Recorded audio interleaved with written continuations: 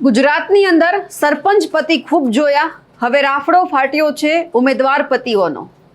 એક તરફ વડાપ્રધાન નરેન્દ્ર મોદી વાત કરે છે નારી શક્તિ વંદન કાર્યક્રમની, અને બીજી બાજુ એમના જ જે લીરે લીરા છે એ ભારતીય જનતા પાર્ટીના કાર્યકર્તા હોય કે નેતા એ ગુજરાતમાં ઉડાવી રહ્યા છે।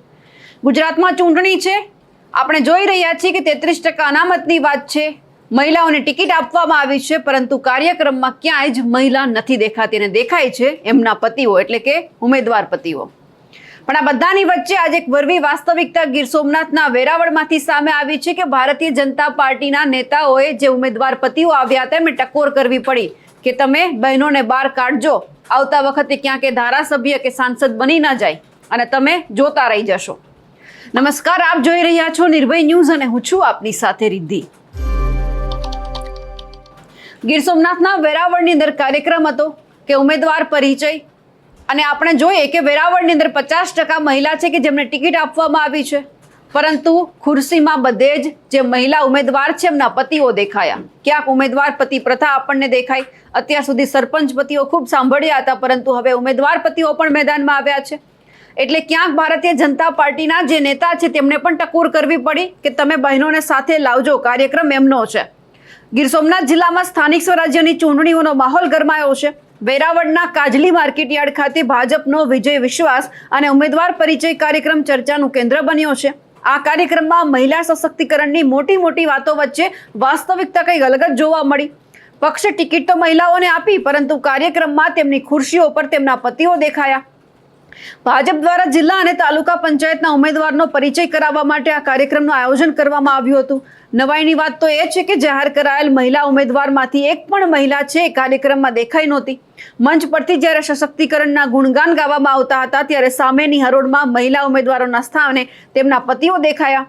આ દ્રશ્ય એ સાબિત કરે છે કે આજે પણ ગ્રાઉન્ડ લેવલ પર સરપંચ પતિ કે સભ્ય પતિ જેવી પ્રથા છે તે યથાવત છે, અને હવે તો ઉમેદવારો પતિનો જે રાફડો છે તે પણ ફાટ્યો છે। આ જોતા મંચ પર હાજર નેતાઓએ પણ પોતાની જાતને ન રોકી શક્યા અને કહી દીધું જે ધારાસભ્ય ભગવાન બારડ છે અને સાંસદ રાજેશ ચુડાસમાએ કે જાહેર કાર્યક્રમમાં ઉમેદવારોના પતિઓને ટકોર પણ કરવામાં આવી કે ચૂંટણીમાં ઉમેદવારને એક એક ગામ બતાવજો, ખાસ બહેનોને સાથે લઈને જજો। 2029માં 33% અનામત આવી રહી છે, જો તેમને ધારાસભ્ય કે સાંસદ બનાવવા હોય તો અત્યારથી જ ઘરની બહાર કાઢજો। આજે મહિલા ઉમેદવારો હાજર નથી, જેમના ઘરવાળા આવ્યા છે એમને વિનંતી છે કે હવે બહેનોને સાથે લાવજો। આ ભાજપ છે, અહીં ક્યારે કોણ ધારાસભ્ય બની જાય છે તે નક્કી નથી હોતું, પણ આ બધાની વચ્ચે કડવી સચ્ચાઈ એ પણ આવી છે કે મહિલાઓ હજુ પણ સક્રિય રાજકારણથી દૂર છે। ગીર સોમનાથ જિલ્લામાં કુલ 284 બેઠકોમાંથી 140 બેઠક પર મહિલાઓને ટિકિટ આપવામાં આવી છે।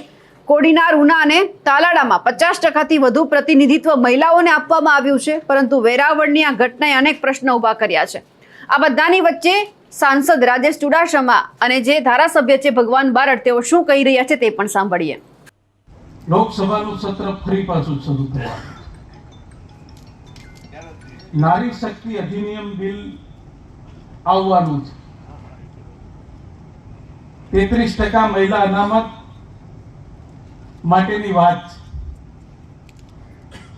મારી તમને વિનંતી છે કે ભગા કાકાએ કીધું એમ કે અહીંયા મહિલા ઉમેદવારો નથી, જે એના ઘરવાળા આવ્યા હોય ને એને મારી વિનંતી છે કે આ ભારતીય જનતા પાર્ટી છે, તમે લેતા આવજો। આમાં ધારાસભ્ય સંસદ સભ્ય કઈ બની જાય ને કોઈને ખબર નથી। મારી વિનંતી છે કે ચૂંટણીના સમયમાં ઉમેદવાર છે એક એક ગામ બતાવજો ભાઈ, બહેનોને લઈને જાજો, કારણ કે 2029માં 33% આવે છે એટલે ધારાસભ્યને સંસદ બનાવી હોય તો અત્યારથી બહાર કાઢજો। નારી શક્તિ વંદન કાર્યક્રમ તો ઘણા જોયા, પરંતુ જે નારી છે એમને સન્માનની સાથે કાર્ય જે છે એ કરવાની તક ક્યારે મળશે, ક્યારે ભાજપ આપશે? કારણ કે ઉમેદવાર પતિ ગમે તે જગ્યા ઉપર જાય છે, ખુરશી ઉપર બેસી જાય છે, એટલે સવાલ હવે અહીંયા એ ઊભા થઈ રહ્યા છે કે શું મહિલા અનામત માત્ર કાયદાકીય કાગળ પર જ રહેશે? શું મહિલાઓ માત્ર નામની ઉમેદવાર છે અને સત્તાનું સંચાલન પુરુષો જ કરવાના છે? શું રાજકીય પક્ષો મહિલાઓને સ્વતંત્ર નિર્ણય લેવા માટે તૈયાર કરી શક્યા છે ખરા? ભાજપ ઉપર એટલા માટે સવાલ થઈ રહ્યા છે કારણ કે અનેક કાર્યક્રમ નારી શક્તિ વંદનના થઈ રહ્યા છે। જ્યારે તમે એમને હોદ્દો આપો છો તો પછી કામ કરવાની તક પણ આપજો। એટલે સવાલ અહીંયા ભારતીય જનતા પાર્ટીના અમે પણ કહી રહ્યા છીએ કે તમે જ્યારે મહિલા ઉમેદવારને પ્રતિનિધિત્વ આપવાની વાત કરી રહ્યા છો, એમને ટિકિટ આપી છે, તો એમના ઉપર એક વખત ધ્યાન આપજો। મહિલાની જગ્યા પર જે જગ્યા પર એમના પતિ આવે છે એમને ઠપકો આપજો કે જે હોદ્દો એમને આપવામાં આવ્યો છે એમને નિભાવવા દેજો, કારણ કે જો એ કામ કરશે તો જ પછી ભારતીય જનતા પાર્ટીમાં એવું કહેવાશે કે અહીંયા માત્ર પુરુષો કામ નથી કરતા, મહિલાઓ પણ કામ કરે છે. આ બધાની વચ્ચે ભાજપને એ પણ કહેવા માંગીએ છીએ કે મહિલાઓને માત્ર ટિકિટ આપી દેવાથી સશક્તિકરણ નથી થતું, પરંતુ તેમને જાહેર જીવનમાં આવવા માટે પ્રોત્સાહન અને તાલીમ આપવી એ પણ એટલી જ જરૂરી છે. આગામી ચૂંટણીમાં આ મહિલા ઉમેદવારો માત્ર કિંગ મેકર બનશે કે ખરેખર જનપ્રતિનિધિ તરીકે ઉભરી આવશે તે પણ જોવાનું રહ્યું. જેટલા પણ ઉમેદવાર છે જીતીને જો એમને કોઈ હોદ્દો આપવામાં આવે છે એમના ઉપર પણ સૌ કોઈની નજર રહેશે કે મહિલાને જ્યારે પ્રમુખ બનાવવામાં આવે છે તો કામ એ કરશે કે પછી એમના પતિ કરશે, અને ભાજપ એમના ઉપર શું એક્શન લેશે તે પણ જોવાનું રહ્યું. આ જે ઘટના સામે આવી છે તેમને લઈ આપ શું માનો છો કમેન્ટ કરીને ચોક્કસથી જણાવજો. સાથે જ અમારી નિર્ભય ન્યૂઝ ચેનલને લાઇક, શેર અને સબસ્ક્રાઇબ કરવાનું ભૂલશો નહીં. નમસ્કાર.